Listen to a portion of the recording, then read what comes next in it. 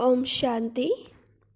आज हम सुनते हैं जीवन को पलटाने वाली एक अद्भुत जीवन कहानी। आज तक संसार में अनेकानेक विशिष्ट व्यक्तियों की जीवन कहानियां लिखी गई हैं, परंतु इस लेखमाला में एक ऐसे अनोखे मानव का जीवन वृत्तांत दिया गया है जिसके जीवन में एक अनुपम और अद्भुत परिवर्तन आया और जिसने अपने जीवन को संपूर्ण रीति से प्रभु के अर्पण करके प्रभु से सर्वस्व पा लिया। इसमें एक ऐसी निराली आत्मा के जीवन का उल्लेख है जिस आत्मा ने संसार में एक ऐसा कार्य किया जो अन्य कोई भी मानव नहीं कर सका। यह जीवन कहानी क्या है?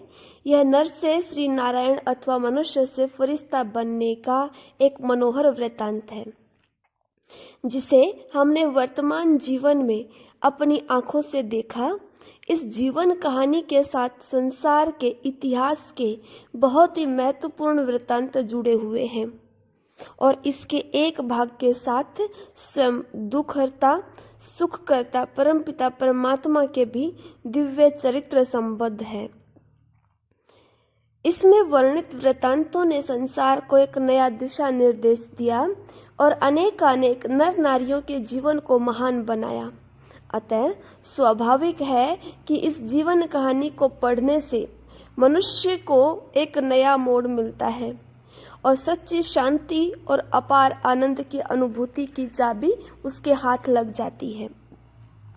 बात लगभग 60 वर्ष पहले की है। तब सिंध में हिंदू समाज की धार्मिक दशा बहुत ही बिगड़ चुकी थी। कई शताब्दियों से मुसलमानी, क्रिस्तानी तथा पाश्चात्य सभ्यता का प्रभाव पड़ने के कारण हिंदू लोगों का खान पान तमो प्रधान अथवा भ्रष्ट हो चुका था। शराब और मांसाहार का आम रिवाज था। लोग भक्ति करते थे, परंतु वे जितना पाठ पूजा करते थे उतना ही उनमें धन के लिए लोभ, व्यापार में छल कपट, व्यवहार में क्रोध, घर में मोह और मन में वासना भी भरी हुई थी। निरर्थक एवं खर्चीली रस्में और थोथे रस्म रिवाज समाज को घुन की तरह खाए चले जा रहे थे। पुजारी, पंडित और उपदेशक लोगों से धन बटोरते थे, परंतु वे अपने गृहस्थ को पवित्र, सदाचार युक्त एवं शांति संपन्न बनाने वाला वास्तविक ज्ञान नहीं देते थे, क्योंकि वे केवल कर्मकांडी और शास्त्र पाठी ही बन गए थे। यद्यपि लोगों के पास धन तथा उनका घरेलू जीवन मनोविकारों और अशांति के कारण तथा सात्विकता के अभाव के कारण नरकमय बन गया था। माताओं की दशा विशेष तौर पर चिंताजनक थी। उनका स्थान केवल घर और बाल बच्चों को संभालने वाली दासी जैसा था तथा वे अपने पति की वासना तृप्ति के लिए ही थी। चाहे पति शराबी कवाबी हो और विषय वासनाओं में ही डूबा रहता हो, परंतु स्त्री के लिए परमेश्वर और गुरु मानने के योग्य समझा जाता। व्यापारी वर्ग के लोगों के यहाँ कन्याएं प्राय अशिक्षिता ही रहती थी और माताएं प्राय बड़े बड़े घूंघटों में मुंह छिपाकर शादी आदि रस्मों में सम्मिलित होती थी, या तो वे प्राय घर की चार दीवारी में विचित्र वेशभूषा में ही रहती थी। उन्हें पुरुषों के बाएं पांव की एड़ी माना जाता था। उन्हें धर्म प्रचार का प्राय कोई अधिकार नहीं था, न ही उन्हें सन्यासियों की तरह ब्रह्मचर्य व्रत पालन करने का कोई हक था। घोर कलयुग की इस वेला में सभी मनुष्य आत्माएं अपने विकारी संस्कारों अथवा कर्मों की बेड़ियों में बंधी हुई थी। सभी लोग अज्ञान निद्रा में मूर्छित से हुए पड़े थे और कहीं भी प्रकाश की किरण भी दिखाई नहीं देती थी। ब्रह्मा की रात्रि का वह अत्यंत अंधकारमय पल था। ऐसे वातावरण में हैदराबाद सिंध में एक निराले व्यक्ति थे जिन्हें लोग स्नेह से दादा कहते थे। उनका पूरा नाम दादा लेखराज था। यूं तो वे साधारण थे, परंतु फिर भी उनमें कुछ विशेषताएं थी। यदि कहीं 100 व्यक्तियों के बीच वे जा रहे हों तो वे सभी से न्यारे और प्यारे प्रतीत होते थे। झट पहचाने जा सकते थे, क्योंकि उनकी आकृति, प्रकृति, उनके कद, बुद्ध और व्यक्तित्व में एक अवर्णनीय मनमोहकता थी और उनके व्यवहार में विशेष मधुरता और मृदुलता थी। उनके संबंध में स्नेह तथा सहृदयता थी और उनके स्वभाव में एक चुंबकीय आकर्षण था। उनके नयन, बैन, उनका मुख मंडल, उनका विशाल एवं उन्नत मस्तक, उनके बाल, उनकी चाल, उनका रहन सहन, उनका शिष्टाचार और उनकी भक्ति भावना सभी चित्त को चुराने वाले थे। इसलिए लोगों से उनकी अच्छी मित्रता थी और वे सिंध के लोगों के स्नेही थे। यद्यपि एक मध्यम वर्ग के घराने में उनका जन्म हुआ था, तथापि उन्होंने अपनी व्यवहार कुशलता, व्यापार चातुर्य, ईमानदारी तथा परिश्रम से गिने चुने धनी मानी लोगों में स्थान पा लिया था। ऐसा व्यक्ति संसार में कोई विरला ही होता, जिससे अपने कुटुंब परिवार के लोगों, अड़ोसी पड़ोसी, मित्र तथा व्यापार के कारण संपर्क में आने वाले लोग सभी संतुष्ट हों। कोटि कोटि मनुष्यों में से कोई एक मनुष्य ऐसा होता जो लोगों को भी प्रिय हो और जिसे अपने मन में भी लोगों के लिए प्यार हो। ऐसे व्यक्ति थे दादा लेखराज, क्योंकि वे दूसरों के साथ मिलते जुलते, उनके लिए सुख की साज सामग्री रचते तथा उनसे मित्रता निभाने में बहुत कुशल थे। उदारचित्त थे और वचन के बहुत पक्के थे। उनकी कायिक रचना, उनका स्वास्थ्य, उनकी वेशभूषा, उनकी वाणी में भरे मिठास का हम कैसे वर्णन करें। वे सभी इस बात की ओर संकेत करते थे कि पूर्व जन्मों में उनके कोई विशेष ही संस्कार रहे होंगे कि कुदरत ने उनके शरीर रूपी रथ को बनाने की विशेषता और अलौकिकता का प्रयोग किया होगा। जिन लोगों ने एक बार उन्हें देख लिया अथवा जो उनके संपर्क में आए, वे ऐसा अनुभव करते थे कि दादा उनके भी संबंधी हैं, अथवा वे मन में सोचते थे कि क्या ही अच्छा होता यदि वे दादा के निकट कुटुंबी होते। दादा लेखराज का जन्म 1876 में सिंध के कृपलानी कुल में एक वल्लभाचारी भक्त के यहाँ हुआ था। उनके लौकिक पिता एक स्कूल के प्रधान अध्यापक थे, परंतु दादा अपनी चमत्कारी बुद्धि और अथक पुरुषार्थ द्वारा गेहूं के एक छोटे व्यापारी से उठकर एक प्रसिद्ध जौहरी बन गए थे। उन्हें हीरे जवाहरों की अचूक परख थी। अपने इस व्यापार के कारण राजाओं, महाराजाओं, धनाढ्य व्यक्तियों का, तत्कालीन वायसराय आदि से भी उनका मेल मिलाप था। नेपाल के राज्य कुल तथा उदयपुर के महाराजा को तो उन्हें विशेष आतिथ्य और स्नेह सम्मान प्राप्त था और वे उनके राज दरबार में भी आमंत्रित होते थे।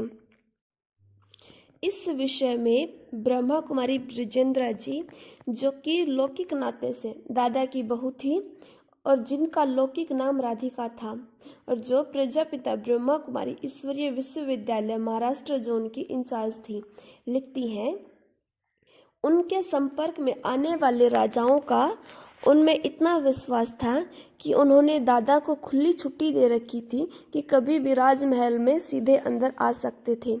उन्हें सेक्रेटरी आदि को सूचना देने की या पहले राजा की आज्ञा लेने की आवश्यकता नहीं थी। दूसरे व्यापारी अपना सामान सेक्रेटरी को ही आकर देते थे, परंतु जहाँ तक दादा की बात थी, उन्हें राजमहलों में राजमाता अंदर ही अपनी बहु बेटियों को हीरे जवाहरात दिखाने या देने के लिए निसंकोच बुला लेती और कहती, लखीराम, इस बेटी को यह जेवर दिखाओ। राजमहलों के वासी दादा की धर्मनिष्ठा और उनके स्वभाव तथा व्यवहार से परिचित हो गए थे। कई बार राजा लोग कहते थे, लखी बाबू, भगवान से तो भूल हो गई कि हमको जो राजा बनाया, परंतु आपको नहीं बनाया। राजापन के सभी संस्कार तो आप में है, परंतु वास्तव में भगवान ने भूल नहीं की थी, क्योंकि वे राजे तो एक ताज वाले राजा थे, जबकि भगवान ने दादा को 2 ताज वाला दैवी राजा बनने का पुरुषार्थ कराया।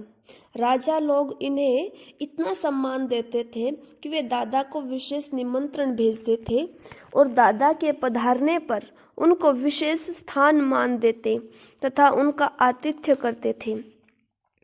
एक बार हम लोग उदयपुर के महाराजा के निमंत्रण पर उनके राजमहल में ठहरे हुए थे।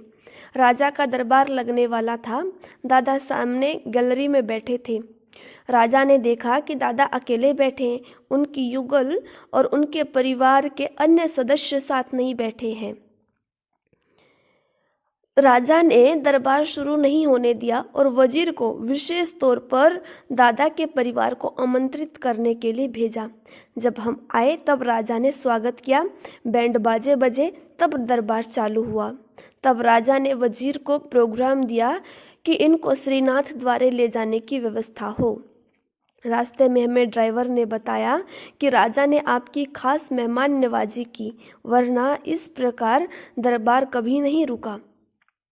औपचारिक रीति से दादा ने कोई विशेष शिक्षा प्राप्त नहीं की थी, परंतु अभ्यास से उन्हें सिंधी का अच्छा महावरा था।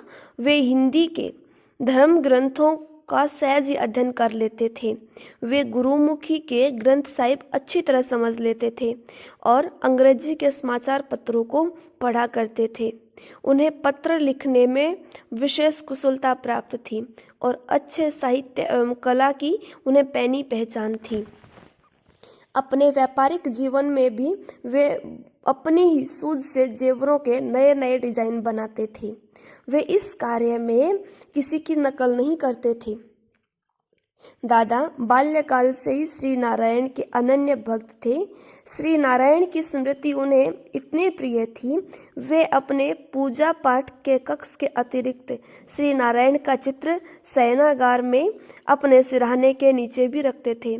उनके तिजोरी और जेब में भी श्री नारायण का चित्र रखा रहता था, ताकि दिन भर जिधर भी देखें या जहाँ भी उनके हाथ पड़े वहाँ ही श्री नारायण उनके सामने आ जाएं। बाजार में श्री नारायण के जो छपे हुए चित्र प्राय मिलते थे, उनमें श्री नारायण को लेटे हुए और श्री लक्ष्मी को उनके चरणों की दासी के तौर पर पांव दबाते हुए चित्रित किया होता था। दादा को ये चित्र पसंद न थे, क्योंकि वे इस चित्र को ऐसे समाज का प्रतीक मानते थे जहाँ स्त्री को गौण दासी जैसा अथवा तिरस्कार युक्त स्थान दिया जाता हो। दादा स्त्री के स्थान को पुरुषों के स्थान से गौण नहीं मानते थे, इसलिए वे चित्रकार से ऐसा चित्र बनवा लेते थे जिसमें कि लक्ष्मी को दासी भाव अंकित न हो।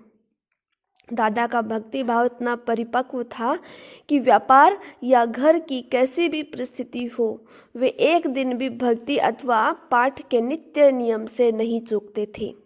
चाहे वे रेल यात्रा कर रहे हों तो भी वे श्रीमद् भगवत गीता का पाठ अवश्य करते थे, क्योंकि गीता में उनकी अनन्य श्रद्धा थी। दादा की श्रद्धा भक्ति के बारे में ब्रह्मा कुमारी ब्रजेंद्रा जी लिखती हैं कि जिन राजा महाराजाओं तथा धनाढ्य व्यक्तियों के साथ दादा का हीरे जवाहरात का व्यापार था, वे कई बार उनके यहाँ अतिथि बनकर आते थे और उनकी गाड़ी के पहुँचने के समय कई बार वही होता था, परंतु फिर भी दादा भक्ति और पाठ नहीं छोड़ते थे। दादा का खान पान और रहन सहन सात्विक था। जैसा कभी वे मित्रों को भोज या पार्टी देते तो उनमें सिगरेट शराब आदि की गंध भी नहीं होती थी।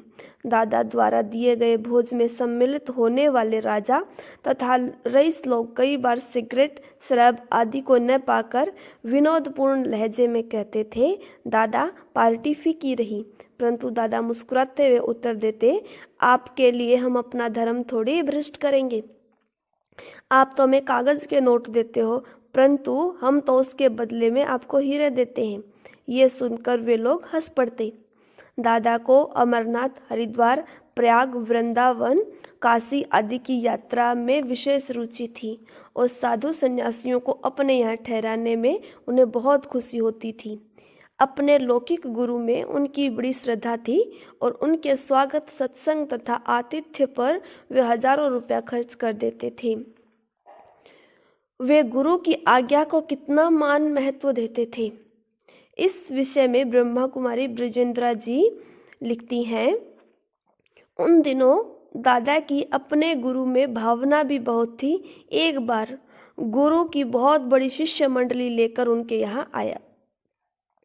दादा ने बहुत ही आदर से उनका स्वागत किया। उनमें भक्ति इतनी थी कि उन्होंने गुलाब जल की बोतलों की कई पेटियां मंगवाई। प्रातः और सायं दोनों गुरु के शौच गृह में जाने से पहले वहां खूब गुलाब जल छिड़का जाता था। दादा अपने ही हाथों से वहां एक बोतल गुलाब जल छिड़क कर आते और अगरबत्ती भी जगा आते। उन्हें गुरु के आराम का भी बहुत ध्यान रहता। कहीं आवारा कुत्तों की आवाज गुरु के आराम या एकांत में खलल न डाले, विशेष इस ख्याल से वे एक पहरेदार रखते। आम का मौसम न होने के कारण बाजार में 4 रुपए का एक आम मिलता, तो भी गुरु के लिए आम ले आते। वह गुरु की हर आज्ञा को हर हालत में सिरोधार्य मानते थे। एक बार की बात है, दादा के पोते का नामकरण संस्कार होना था। सायंकाल सब बड़े बड़े व्यक्तियों का भोज था। अचानक ही गुरु का तार आया कि तुरंत आओ। दादा ने जसोदा जी, दादा की लौकिक पत्नी को कहा कि तुरंत कपड़े निकालो और ड्राइवर को बुलाओ, क्योंकि मुझे जाना है। जसोदा जी बोली, इस अवसर पर कैसे जाएंगे? दादा बोले, सुनो, गुरु का बुलावा गोया काल का बुलावा। काल आए तो क्या हम उन्हें ऐसा कहकर रोक सकते हैं कि आज हमारे पोते का नामकरण है? दादा इतना कहकर अंदर चले गए। अब हम क्या करते? उसी समय सभी मित्रों को फोन करके बताया कि दादा को किसी कारण से बाहर जाना पड़ गया। दादा को गुरु ने इसलिए बुलाया था कि 10,000 रुपये चाहिए थे, क्योंकि उनके किसी शिष्य को सट्टे में घाटा पड़ गया था। दादा स्वभाव से ही दानी थे। उनके एक चाचा जो कि मूलचंद आजवाला हाथी दांत के व्यापारी के नाम से प्रसिद्ध थे, एक निष्काम दानी के तौर पर विख्यात थे। उनके जीवन काल में ही दादा भी उनकी कोठी पर जाकर बैठते और पीड़ित लोगों को दान करते थे। इस परोपकार के कार्य में दादा अपने चाचा के अच्छे सहयोगी थे। दादा में भक्ति के संस्कार इतने पक्के थे कि चाहे कैसा भी अवसर क्यों न हो, उनके कर्मों में भक्ति की झलक स्पष्ट दिखाई देती थी। उन्होंने जब अपनी लौकिक पुत्रियों तथा भतीजी का विवाह कराया तो उन्हें दहेज में हीरे, सोने तथा लाखों का सामान देने के अतिरिक्त उन्हें श्रीमद् भगवत गीता तथा चांदी का एक सुंदर मंदिर भी विशेष सौगात के रूप में दिया, ताकि वर और वधू के जीवन में भी भक्ति भावना बनी रहे। वे शादी के अवसर पर ही अपने लौकिक गुरु को आमंत्रित कर लिया करते थे और शादी को भी एक सत्संग का सा रूप दे देते थे, अर्थात उस अवसर पर भी वातावरण को धार्मिक बना देते थे। अन्य लोगों की तुलना में उसे निराले ढंग से संपन्न करते थे। दादा की भक्ति भावना का परिचय इस बात से भी मिलता है कि लखपति होते हुए भी तथा लौकिक दृष्टि से प्रसिद्ध कृपलानी कुल के होते हुए भी उन्होंने अपनी एक पुत्री, जिसे प्यार से पुट्टू नाम से याद करते थे, उनका विवाह बोधराज नामक एक ऐसे व्यक्ति से किया जो कि स्कूल में मुख्य अध्यापक थे, परंतु एक साधारण परिवार के थे। दादा की पुत्री सुशील शोभनिक थी और सुखों में पली थी, परंतु दादा ने उनका विवाह किसी धनाढ्य कुल के युवक से न करके बोधराज से इस कारण कराया कि बोधराज धर्मप्रिय थे। वे चिदाकाशी मठ में अपनी लगन के लिए विशेष रूप से योगीराज के नाम से प्रसिद्ध थे। अतः दादा ने अपने परिवार में भक्ति का वातावरण बनाए रखने के लिए यह कदम उठाया था। हालांकि उनके इस कार्य से उनके कुल में बहुत ही हलचल पैदा हुई और बहुत से लोगों में यह एक चर्चा का विषय बन गया कि दादा ने अपने ही उच्च कुल को छोड़कर बाहर के एक साधु तुल्य व्यक्ति के साथ अपनी पुत्री की शादी क्यों की। दादा की पत्नी तो श्री कृष्ण की अनन्य भक्तिन थी, उनकी बहू में भी भक्ति के संस्कार बहुत पक्के थे और विपुल धन होते हुए भी दादा भी ऐश अथवा विलासिता के संस्कार नहीं थे।